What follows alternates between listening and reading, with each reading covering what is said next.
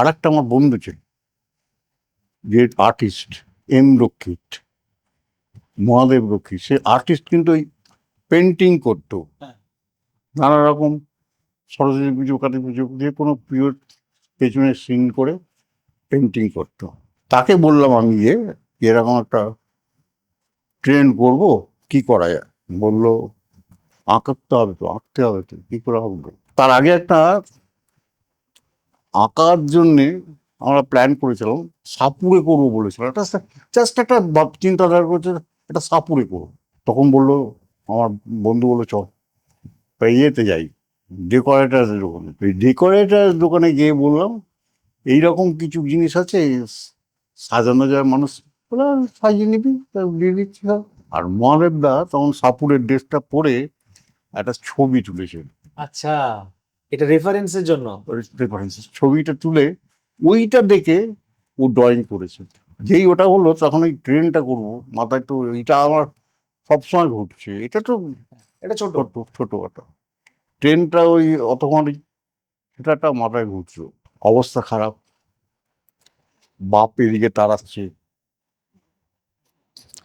খাবার জোটে না, জামা কাপড় সেরকম নেই, পায়জামা ছিঁড়ে গেছে, শীতকাল।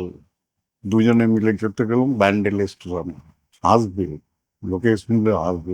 ব্যান্ডেল স্টেশনে গিয়ে দেখলাম তো লোগো, মানে স্টিম ইঞ্জিন ফিঞ্জিন সব ওই ব্যান্ডেল স্টেশনে দাঁড়াতো, দাঁড়িয়ে ওয়াশ ফোয়াশ করতো, এই করতো। ওইখানে ছাড়া আমি আর সময় পেতাম না, মানে অতক্ষণ ধরে দেখবার মতো সময় পেতাম না। তো গেলাম, দুজনে বসে আছি, শীতে কাঁপছি। একটা গাড়ি গেল, আঁকা হলো। দ্বিতীয় গাড়ি হলো, আঁকা গেল। তারপর আস্তে আস্তে সময় বাড়ছে, আমাদের আঁকাও বাড়ছে। তারপরে ট্রেন মাথাটা আঁকা হলো, তো তলাটা, তার স্যাপটা, এইসব প্রত্যেকটা জিনিস এঁকে একটা কমপ্লিট করা হলো। করে সেই জিনিসটাকে নিয়ে আসা হলো। নিয়ে এসে এইবার আমরা বাড়িতে বসে সেটাকে ফিরে ড্রয়িং করালো বাড়ির কারখানার মধ্যে।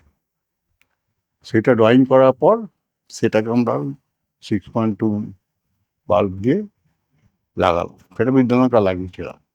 তাহলে ট্রেনটা চলে যাচ্ছে, একবার মনে হচ্ছে ধোঁয়াটা উঠছে, ট্রেনটা চলে যাচ্ছে, স্যাপ বড় যাওয়া আসা করছে এখান থেকে। তো সেটা তোমার প্রায় 30 ফুট লম্বা।